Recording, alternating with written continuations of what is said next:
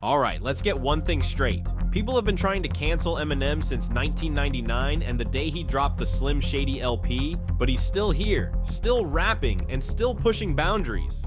And with his latest album, The Death of Slim Shady, making waves, especially with Gen Z raising the cancellation conversation again, it feels like we're right back where we started. But let me tell you something, Eminem's been through worse. From lawsuits and political attacks to investigations by the Secret Service, they've all tried to take him down, and yet he's still standing. Want to know how? Stick around because we're about to break down why you simply cannot cancel Eminem. Back in the late 90s and early 2000s, there was this group called the Parents Music Resource Center, PMRC, and they were basically trying to save kids from all the explicit stuff in music. One of the people leading this group was Tipper Gore, the wife of Al Gore, who was the vice president at the time. The PMRC was all about putting warning labels on music albums that they thought were too violent, too sexual, or just flat out offensive. They hated anything that pushed boundaries. And as you already know, Eminem lived to push boundaries. Slim Shady was basically their worst nightmare. These people were so outraged by Eminem's lyrics that they didn't just stop at complaining. They straight up lobbied to get his music restricted or banned from stores. So when Eminem dropped the Slim Shady LP and the Marshall Mathers LP, the PMRC was furious. They said his lyrics were corrupting the youth and that he was too violent and offensive for anyone to listen to. The PMRC, led by Tipper Gore, wanted stores to stop selling Shady's albums to minors. They were pushing for the Marshall Mathers LP to be pulled from shelves altogether. They even went to Congress and made this a national issue, blaming M for all the bad things they thought were happening to kids at the time. And here's the kicker, trying to cancel Eminem only made him more popular. It's like they didn't understand how controversy worked. By trying to shut him down, they just made everyone more curious. Parents didn't want their kids listening to Eminem? Guess what? The kids wanted to hear him even more. Every time Tipper Gore and the PMRC would go on a rant about how terrible his lyrics were, it was basically free marketing for M. Marshall didn't back down either. In fact, he fed off this. His response was to go even harder and call out all the hypocrites trying to shut him up. In Who Knew, Eminem directly addresses the outrage from parents and critics who blamed him for corrupting young listeners. We're trying to censor music, this is for your kids' music. But don't blame me when little Eric jumps off of the terrace, you should have been watching him. He sarcastically mocks the idea that his music is to blame for society's problems, and this song contains several lines referencing the controversy stirred up by groups like the PMRC. It's like they were trying to cancel Slim Shady before cancel culture was even a thing, and M just flipped it on them, using their hate to fuel his next big move. So instead of silencing Eminem, the PMRC and Tipper Gore ended up helping him sell more albums. Back in 2000, Eminem dropped the Marshall Mathers LP, and the lead single, The Real Slim Shady, instantly blew up. But while fans were loving it, some radio stations ran into serious trouble for playing the track. Why? Because the Federal Communications Commission wasn't exactly cool with the explicit content in the song. The FCC, which regulates what goes out on public airwaves, started cracking down on radio stations that played the uncensored version of The Real Slim Shady. They fined a bunch of stations, especially in more conservative areas, claiming that the track violated broadcast decency rules because of its sexual references and language. What's crazy is that this wasn't just about a single song. Eminem's entire persona was pushing boundaries that some people weren't ready for. Radio stations had to make a choice, either keep playing the song, risking fines and complaints from parents, or censor it heavily. But let's be real, every time the FCC tried to shut it down, it only made people want to hear it more. In Without Me, Eminem directly addresses this censorship issue and the media frenzy surrounding him, particularly referencing organizations like the FCC and how people in power tried to get rid of him. So the FCC won't let me be, or let me be me, so let me see. They try to shut me down on MTV. Despite the FCC fines, The Real Slim Shady became a massive hit, topping charts and winning MTV's Video Music Award for Best Video.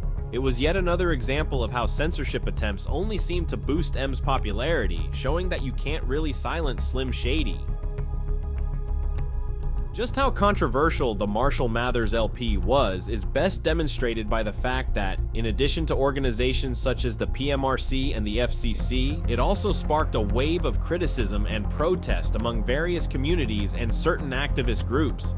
Two of the biggest groups that came after Eminem were GLAAD, which stands for Gay and Lesbian Alliance Against Defamation, and various feminist and conservative organizations. They took serious issue with his lyrics, which they said were homophobic, violent, and misogynistic.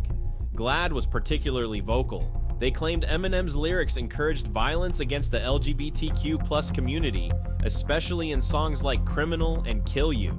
They called him out for his use of slurs and graphic language, and they weren't shy about it. They protested against his music and called for boycotts, trying to get radio stations to stop playing his songs. At the same time, feminist and conservative groups joined the backlash, protesting Eminem's 2001 Grammy nominations. They were outraged that an artist with such violent and offensive lyrics could be recognized by the music industry, especially on a stage as big as the Grammys. These groups organized protests, staged boycotts, and argued that Eminem's music was dangerous, particularly for young listeners. Some even went as far as to call for his nomination to be revoked. Now, what's interesting is that all this backlash didn't slow him down at all. If anything, it fueled him. The 2001 Grammys became a pivotal moment for M, not because of the boycotts, but because of his performance. He shocked the world by performing Stand live with Elton John, one of the most famous openly gay artists in music. That performance was a direct response to the accusations of homophobia, and it sent a message: M wasn't going anywhere. Despite the boycotts, the Marshall Mathers LP became one of the best-selling albums of all time, and Eminem took home the Grammy for Best Rap Album that year. Alright, let's take a quick pause. Up until now, we've seen how people tried to cancel Eminem through protests and fines, but what happens when political figures start getting involved? Imagine a world where one of the most powerful people in America is coming after your favorite artist, because that actually happened. And trust me, things got intense. Lynn Cheney, the wife of then Vice President Dick Cheney, was one of the most vocal critics of Eminem during the early 2000s. But this wasn't just another protest from a parents' group. This was a high-profile political figure going after Slim Shady.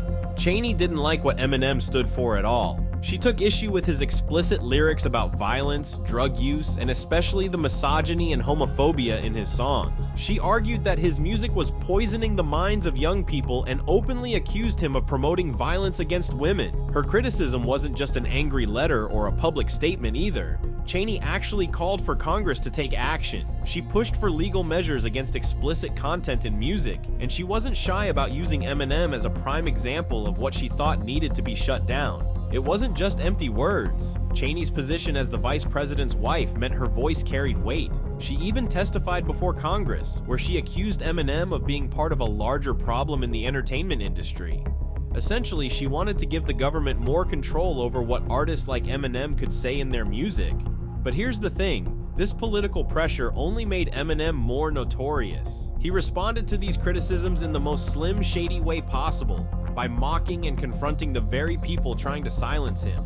It was like pouring gasoline on a fire.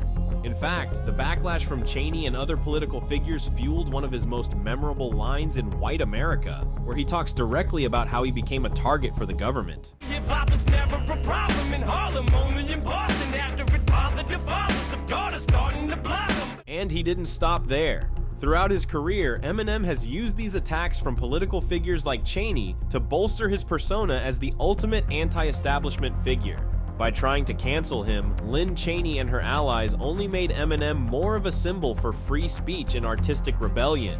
Instead of shutting him down, they gave him more ammo to take shots back. Know that you got a job, Miss Cheney, but your husband's heart problem's complicated. Since even the wife of the Vice President of the United States was unable to threaten Eminem's position, it may seem that perhaps only the president himself could contribute to the cancellation of the Detroit rapper. Well, some past events have clearly shown that even that is not possible. This all started when a leaked version of Eminem's song We as Americans from Encore surfaced in 2003. In the song, M raps a line that caught a lot of attention.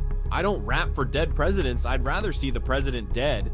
Obviously, this wasn't something the government could just ignore, especially in a post-9/11 world when security was heightened. The lyric was interpreted as a potential threat against the sitting president, and the US Secret Service launched an official investigation into Eminem to determine whether he posed a genuine threat to Bush, which could have resulted in serious legal consequences or censorship.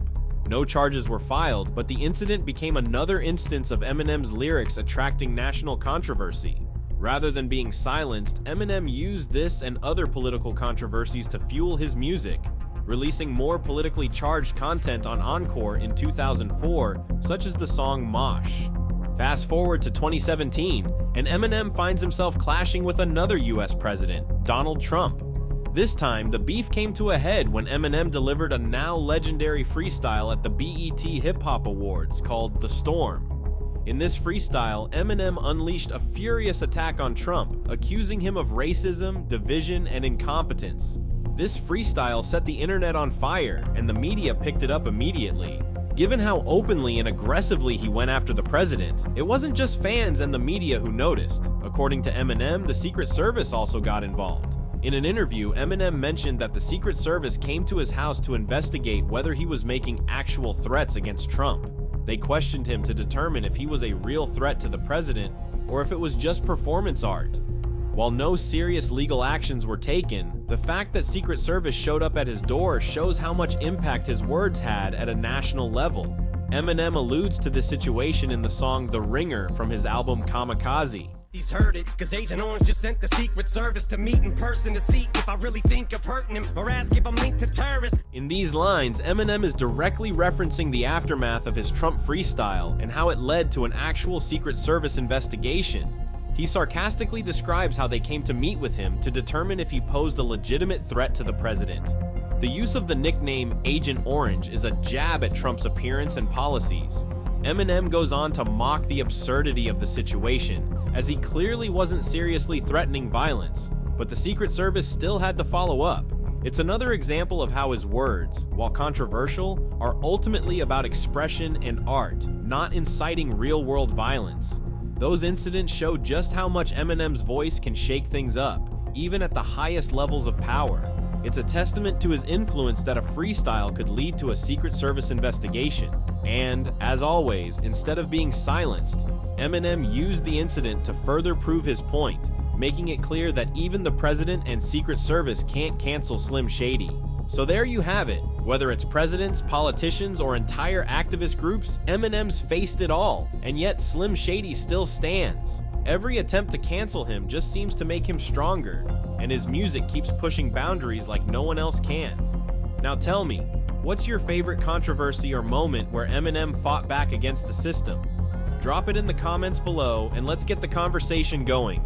And if you enjoyed this breakdown, don't forget to hit that like button and subscribe for more deep dives into the world of Eminem. Make sure to tap that notification bell so you don't miss out on future videos. Until next time, Stans, peace!